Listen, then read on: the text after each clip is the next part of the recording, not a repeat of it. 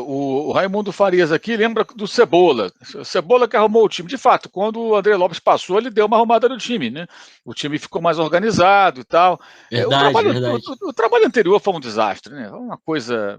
Mais um trabalho horroroso de um técnico que hoje não tem a menor condição de comandar um elenco de qualidade. O Vanderlei Luxemburgo foi rebaixado com o Vasco. E quando chegou no Vasco, estava fácil sair da zona de rebaixamento, era um pontinho só, empatou com o Atlético Goianiense, saiu, depois afundou e foi rebaixado. Então, acho que isso resume o erro do Palmeiras lá atrás, tê-lo recontratado depois de tanto tempo.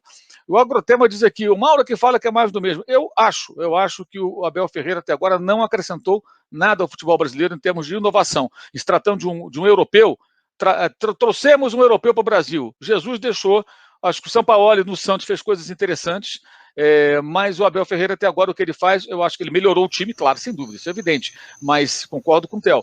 Mas eu acho que ele não deixou, até agora não apresentou nada que você fale, pô, isso é diferente, isso é legal, isso foge do nosso padrão. Espero que ele consiga Não. fazê-lo, mas ainda não fez. Agora, com o começo de temporada, pode ser que ele consiga nos apresentar. E torço por isso, porque o que eu torço é para o futebol melhorar, né? O que me incomoda, até como jornalista, como alguém que vive no futebol, é a tolerância com a mediocridade ou algo pior do que a mediocridade. Que medíocre é o mediano, né?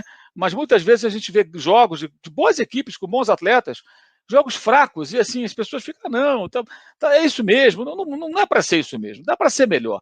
Então, acho que eu sempre vou morrer cobrando isso, tem que ser melhor. E os caras são muito bem pagos, né? Para apresentar o rame-rame de sempre, esses professores todos que estão por aí. Diga lá, Theo. Não, ia concordar com você. Eu acho que ele trouxe poucas coisas muito diferentes, enfim, coisas que a gente não costuma ver e tal. Mas melhorou o nível do time e criou alternativas que o time não tinha até aquele momento. Então, acho que foi um trabalho interessante, longe do que muita gente quis dizer, que, oh meu Deus, o melhor treinador que passou no Brasil nos últimos anos, mas acho que foi um 2020 bom nesse sentido. Eu concordo com você, de maneira geral. Eu acho assim, houve até comparações. Eu cheguei a ouvir essa pergunta. Dá para comparar com o Jorge Jesus? Tá de sacanagem, né? Pelo amor de Deus. Não dá para comparar com o Jorge Jesus. Não dá Não. agora e depois do quarto jogo, menos ainda. Até a imprensa de Portugal fez matéria assim. 4 jogos do Abel, ganhou um jogo, outro ali e tal. Aí os caras faziam o começo do Jesus e o começo do Abel. Peraí, isso é um jornalismo de quinta categoria, gente. Não é essa a comparação, não dá. Bruno, você quer falar? Eu quero que você fale e responda uma pergunta. Rodrigo Caio suspenso contra o Vélez.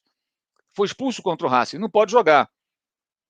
Vai de Arão e Bruno Viana ou Gustavo Henrique? Eu acho que ele vai continuar com o Arão na zaga especificamente por isso.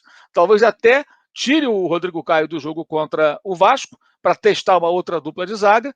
E contra a Portuguesa, o Rodrigo Caio até possa jogar, porque ele não vai à Argentina de forma alguma, e pode ser o Rodrigo Caio na zaga com outro parceiro, quem sabe o Léo Pereira, até que está precisando de oportunidade, é um jogador que eu acho que o Flamengo tem que se esforçar muito para recuperar, porque não se joga 6,3 milhões de euros no lixo, né, como a torcida às vezes diz, não, manda embora, manda embora, tá legal, 6 milhões e 300, aí o cara amanhã aparece arrebentando em outro lugar, e você perdeu o jogador e torrou, isso não existe, isso é uma loucura. Diga lá, Bruno. Eu só mantendo o assunto anterior para não perder o raciocínio. Para mim tem um detalhe que diferencia o Abel Ferreira da grande maioria dos treinadores que também são adeptos do futebol reativo, do futebol defensivo aqui no Brasil.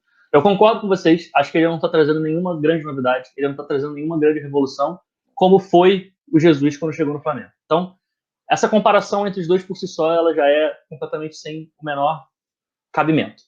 Mas o detalhe que eu acho que diferencia o Abel Ferreira dos outros treinadores é o seguinte: o Abel Ferreira é um treinador que ele estuda muito os adversários. Ele sabe quais são as fragilidades do adversário. Então, por mais que ele às vezes jogue um futebol mais defensivo, mais reativo, mais sem a bola, ele tem sempre uma estratégia que ele vai utilizar para poder atacar o adversário e poder tentar fazer um gol no adversário.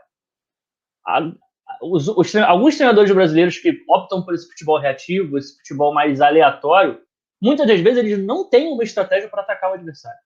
Eles deixam o jogo à aleatoriedade do jogo. Dá um chutão para frente, de repente ganha uma bola pelo alto e consegue fazer alguma coisa.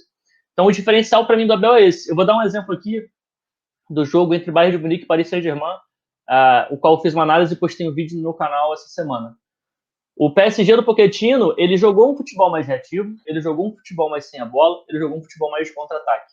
Mas ele tinha uma estratégia muito bem definida para atacar o Bayern de Munique, que era se aproveitar da linha alta do Bayern de Munique, que é uma linha muito agressiva, que sobe muito, que sai para caçar o tempo inteiro, e ele estava utilizando o Mbappé para poder justamente atacar esse espaço nas costas dos zagueiros. Então, e o PSG acabou ganhando o jogo, foi 3-2, se eu não me engano, o jogo.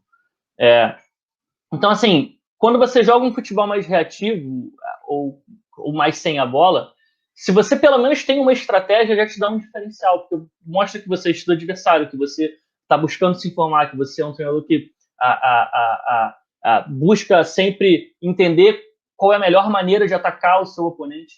Então, essa, para mim, é o detalhe que faz o Abel Ferreira conseguir o sucesso que ele está tendo no Palmeiras.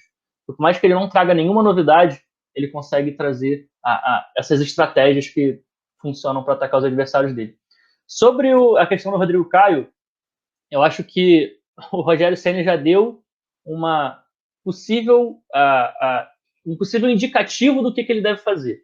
Contra Madureira e contra Bangu, o Rodrigo Caio estava voltando de contusão, ele iniciou como titular, mas em determinado momento ele não completou o jogo inteiro, ele não jogou os 90 minutos.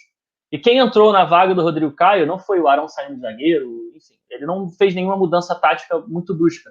Ele simplesmente tirou o Rodrigo Caio e colocou o Bruno Viana para jogar pelo lado esquerdo. A implicação disso que pode ter negativa para o Flamengo é que o Bruno Viana não está acostumado a jogar pelo lado esquerdo. Para quem não conhece o Bruno Viana de Portugal e quando ele estava no Braga, ele estava mais acostumado a jogar pelo lado direito da defesa. Então, e às vezes isso parece um detalhe sutil para o zagueiro, jogar para um lado ou para o outro, às vezes você pode achar que não faz muita diferença, mas faz muita diferença, principalmente quando você tem a bola.